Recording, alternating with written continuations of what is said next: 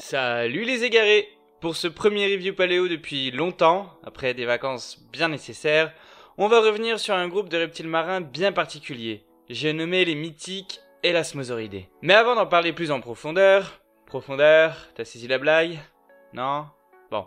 Bref, intéressons-nous d'abord aux origines de l'ordre des Plesiosauria. Un groupe de reptiles marins qui va comprendre les Pliosauridés et les Plesiosauroïdes, qui lui-même se séparent en plusieurs clades et familles comme les Microclididés, Cryptoclididés, Elasmosauridés, Leptoclididés et Polycotylidés. On retrouve les Plesiosauria au sein des Sauropterygia, superordre de reptiles marins disparus ayant vécu du début du Trias, il y a environ 245 millions d'années, jusqu'à la toute fin du Crétacé, avec nos fameux plésiosaures. Ce superordre se caractérise par un ensemble de taxons voyant leur ceinture scapulaire parfaitement adaptée à de grands battements de leur palette natatoire durant la nage. Les plésiosaures verront cette adaptation se décliner aussi au niveau de leur ceinture pelvienne. Jusqu'à récemment, on classait ces espèces marines entre Pliosauridés et Plesiosauroïdés, en fonction de la longueur du cou et de la tête. Ainsi, les pliosaures étaient des animaux à 4 palettes natatoires possédant une longue tête et un cou court,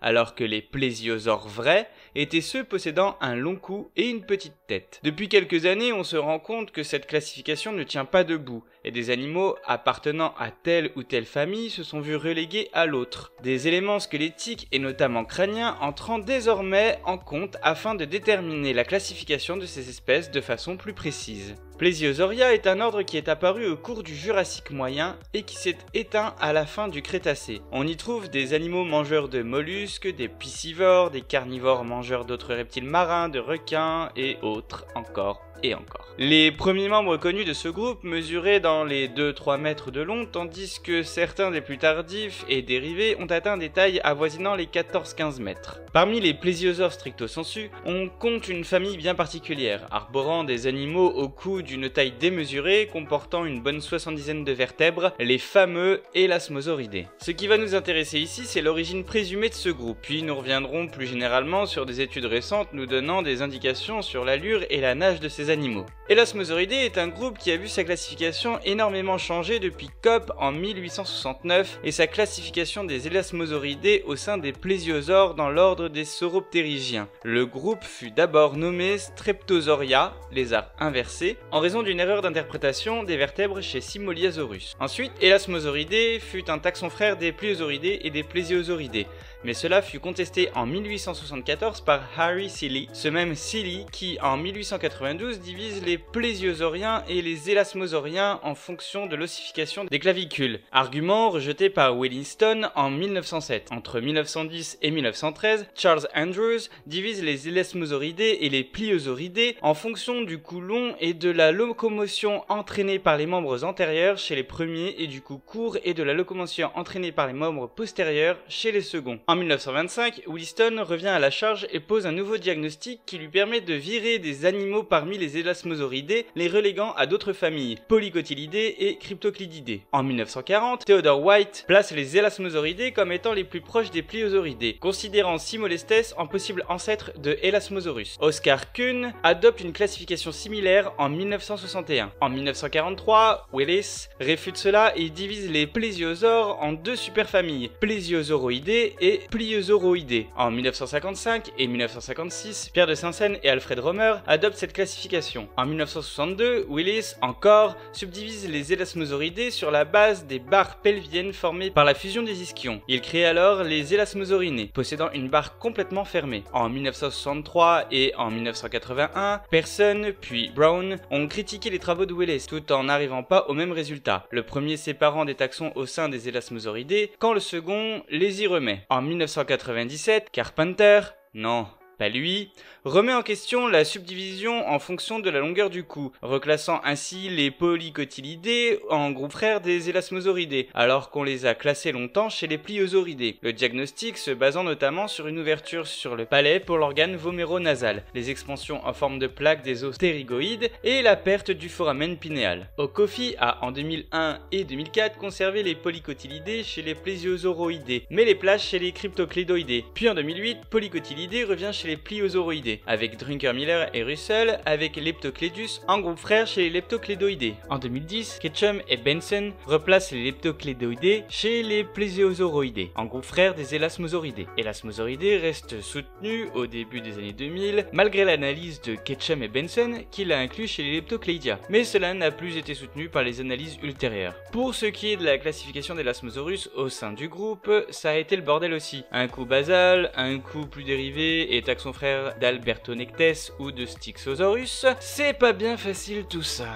Connaissez-vous Wonielphia molensis? C'est un arictonectiné, clade frère des Elasmosaurinés au sein des Elasmosauridés. Wonielphia est considéré comme taxon frère de Keweka catiki, Mortuaria semorensis, Aristonectes et leurs plus proches parents. L'animal a été décrit par Rodrigo Otero et Sergio Soto Acuña en mai 2020 dans le journal Preproof. Les restes ont été découverts au Chili dans la formation Curicuina. Cette découverte confirme la grande diversité des Aristonectes durant le Crétacé supérieur, campanien maastrichtien, dans le Pacifique Sud, avec des occurrences en Antarctique, Australie, Nouvelle-Zélande et donc Amérique du Sud.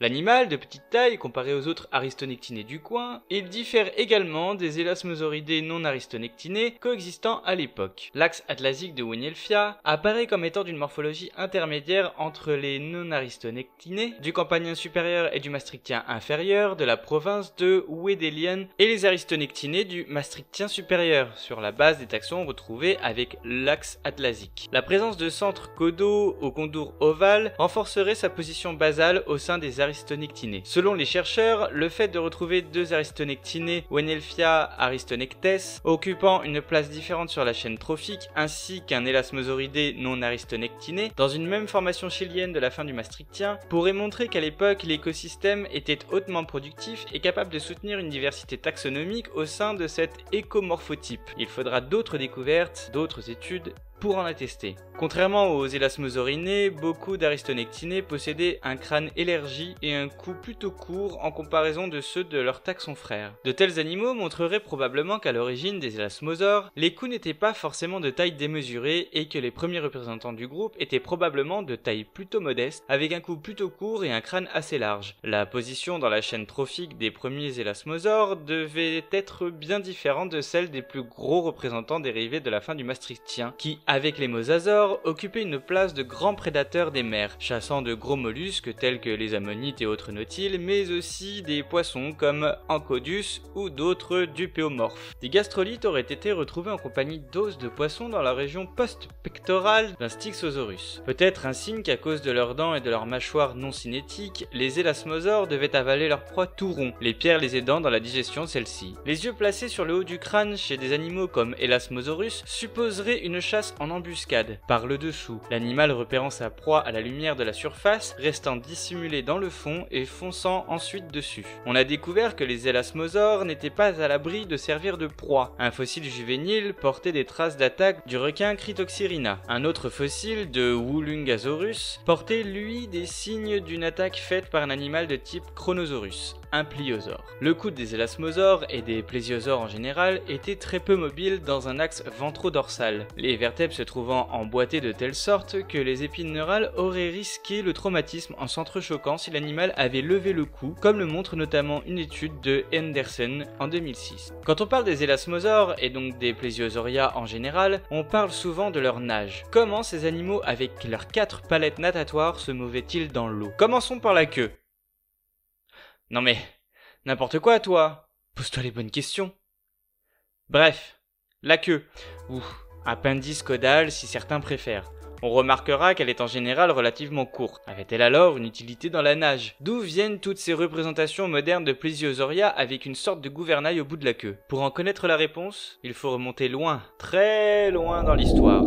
1824, William Conybeare, paléontologue, géologue et recteur de Sully dans le Glamorganshire, baptise un animal découvert par Murray Henning, plésiosaure. Il est alors conquis par cet animal à long cou aux 4 membres fait pour voler dans l'eau. Il devait conclure à l'époque que la queue cylindrique ne servait pas à grand chose. 1895, Wilhelm Dems, paléontologue, géologue allemand et professeur à l'université Humboldt de Berlin, soulève une étrangeté. 2 taches curieuses semblant être les restes de tissu tissus mous autour d'un fossile de Sileiosaurus Ilem Imperatoris, l'une sur le bord arrière d'une des pagaies, l'autre en forme de triangle autour de la queue. Dems, interprétant cela pour des restes effectifs de tissu mou d'un plésiosaure, décide de représenter l'animal avec une queue terminée par une sorte de gouvernail de chair en forme de diamant. Bizarrement, cet unique spécimen n'a pas pu être étudié dans les détails ultérieurement, de la peinture recouvrant désormais les endroits des probables restes tissulaires pour des raisons qui restent encore à ce jour obscures. Alors, quiconque tenterait de retirer la peinture pourrait faire disparaître à jamais les preuves. Depuis, et pendant très longtemps, malgré quelques représentations montrant un organe similaire, semblable à la représentation de Dems sur d'autres espèces de plésiosaures, le modèle de la queue tubulaire s'est maintenu. Aucun autre fossile n'a jamais été retrouvé avec ces éventuelles preuves de tissu mou en forme de gouvernail sur la queue.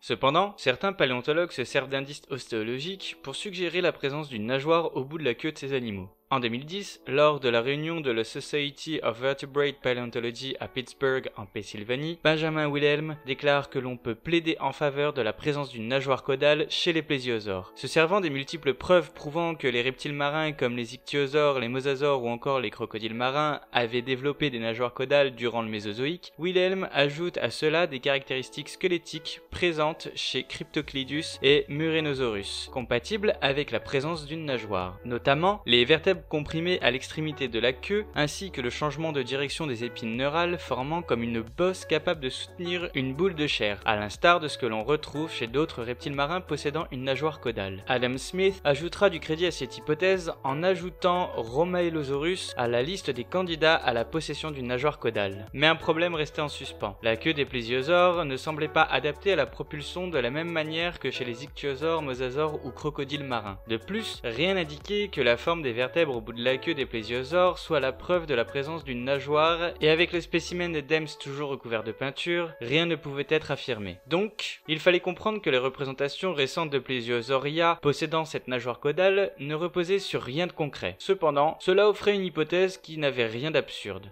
Rebondissement! Deux études de 2015 et 2019 par Senikov sembleraient indiquer que chez les plésiosaures, si bourrelet cutané il y avait, celui-ci n'aurait pas été vertical comme chez les requins, mais horizontal à la manière des lamantins, faussant encore un peu plus la représentation des plésiosaures à nageoire caudale. Prass et Wegener avaient déjà émis l'hypothèse dans les années 1910. Les études approfondies ont mis en évidence deux zones de mobilité prononcées entre le tronc et la queue, et au bout de la queue, donnant une grande amplitude de mouvement à celle-ci. L'hypothèse de l'ondulation verticale de la queue du fait d'une nageoire horizontale est également soutenue par la forme des vertèbres, les processus transverses étant plus longs que les épines neurales et les chevrons, donnant une forme aplatie et large à l'appendice caudal. Le tronc des plésiosaures, court et enclavé entre les deux ceintures et des gastralia, restait quant à lui très raide. Alors une queue donnant un mouvement dans un plan vertical, ça sert à quoi? Eh bien à agir comme un gouvernail lors des plongées, à contrôler la trajectoire et les mouvements sur un plan vertical et à rendre la nage plus rapide. L'animal pouvait aussi approcher ses proies furtivement sans les effrayer, palette antérieure resserrée sur le corps, la queue marquant un dernier élan d'accélération. On retrouverait ce plan de nage chez les éosauroptérygiens pachypleurosaures du Trias, chez qui l'on retrouverait une forme transitoire entre un plan vertical au niveau de la queue et horizontal au niveau du tronc. On retrouve un plan similaire à celui des Plesiosauria chez les Pistosauria, leurs plus proches parents. Et alors, ces palettes natatoires. Les premiers travaux menés dans les années 1920 tendaient à démontrer que les quatre membres se déplaçaient comme des avirons dans un mouvement simultané de rame. Puis, on a pensé à un mouvement similaire à celui des manchots sous l'eau. Pour ce qui est d'une nage à la manière des tortues et otaries, on remarquera que la forme et le rapport de taille entre les membres antérieurs et postérieurs n'ont rien à voir entre ces animaux et les plésiosaures. Muscut a reproduit les quatre nageoires grâce à une imprimante 3D, faisant se mouvoir le robot dans un réservoir d'eau, modifiant les motifs, la vitesse et l'angle à plusieurs reprises. En étudiant les modèles modernes de nage subaquatique, il a créé une dimension de nageoire tenant compte de tissus au-delà des os. Ainsi, Turk rapporte que le modèle de Muscut montre que les quatre nageoires entraient en compte dans ce modèle de nage, la poussée venant d'une combinaison des deux paires de membres. Ainsi, les palettes avant créant un vortex dans leur mouvement stimuleraient les palettes arrière qui s'en serviraient dans leur propre mouvement, ce qui augmenterait la poussée de 60% et l'efficacité de 40%. Aussi, Le raccourcissement des côtes à l'arrière du tronc et l'inclinaison vers le haut du pelvis entraîneraient une amplitude de mouvement des postérieurs plus élevée vers le haut que pour les antérieurs. Un grand arc de mouvement antéro-postérieur des postérieurs indiquerait que ces membres n'étaient pas uniquement importants dans les manœuvres, mais bien plus dans la locomotion. La position de repos des postérieurs étant calculée à en moyenne 24 degrés sous l'horizontale du corps. Contrairement aux postérieurs qui ont un mouvement plutôt latéral, les antérieurs ont un mouvement proche de celui des palettes des manchots ou tortues de mer, sans toutefois la capacité de ces derniers à surélever dorsalement leurs membres avant, leur position de repos étant en moyenne de 30 degrés par rapport à l'horizontale. Les palettes avant, pour les coups puissants, pouvaient s'élever au-dessus de la médiane et pousser ensuite puissamment vers le bas. De plus, les chercheurs ont supposé que les palettes n'étaient pas rigides, comme on l'a pensé, mais plutôt flexibles grâce au tissu qui aurait pu les recouvrir et les étendre au-delà des os. Ajouté à une hyperphalangie accrue, cela aurait permis à ces animaux d'aborder des figures et manœuvres impressionnantes durant leur nage. En se référant à Moriciosaurus et à son plan corporel fusiforme, les chercheurs estiment que les plésiosaures, au vu de leur chasse active et d'une probable homéothermie, pouvaient atteindre une très grande vitesse, sans toutefois s'avancer à donner des chiffres précis. En parlant de Moriciosaurus, tiens, saviez-vous qu'on avait retrouvé chez lui ce qui pourrait être au moins 5 types différents de tissus mous ? Grâce à cela, les paléontologues ont pu remarquer des formes qui pouvaient être des tubercules en forme d'écailles sur des parties du corps et des palettes, ce qui pourrait être de la masse graisseuse, et des structures subcirculaires sur les bords arrière des palettes, améliorant sans doute leur flexibilité. Ainsi, il est permis de penser, à l'instar des découvertes faites chez les ichthyosaures ou les mosasaures, que les plésiosaures devaient avoir une bonne couche de graisse sous-cutanée à la manière des cétacés actuels, permettant de conserver une chaleur corporelle constante lorsqu'ils se déplaçaient sur différents plans de profondeur, graisse pouvant substantiellement servir de réserve en cas de raréfaction des proies. Alors, la nageoire caudale à l'horizontale, au passage, Wilhelm Dems, si l'on avait conservé son fossile correctement, on aurait peut-être pu le confirmer plus facilement. Il avait peut-être raison, le bougre, avec son dessin de plésiosaure qui nous fait un beau sourire. Donc cette nageoire caudale, plus des palettes prolongées par des tissus mous et souples, plus de la bonne graissasse, ça peut nous donner des individus adoptant ce genre de beau plan. Fini les reptiles marins filiformes, bonjour les bons gros boudins. Bon, que rajouter vite fait avant de partir ? Oh bah, peut-être un truc du genre qu'à l'instar probablement des ichthyosaures et des mosasaures, les plésiosaures devaient pouvoir donner naissance sous l'eau à des petits formés. On a pu entrevoir cette possibilité grâce à l'étude de O'Keefe et Chiap en 2011. Je vous la laisse avec le reste en description. Donc fini les images de plésiosaures façon Tortari, qui se posent sur la plage, qui pondent ses œufs sur la terre ferme. Tout ceci rejoindrait les études estimant que les ceintures pelviennes et scapulaires n'étant pas attachées au squelette axial, il aurait été impossible pour ces animaux de se mouvoir sur la terre ferme. Un plésiosaure à terre est un plésiosaure mort. Et voilà les égarés.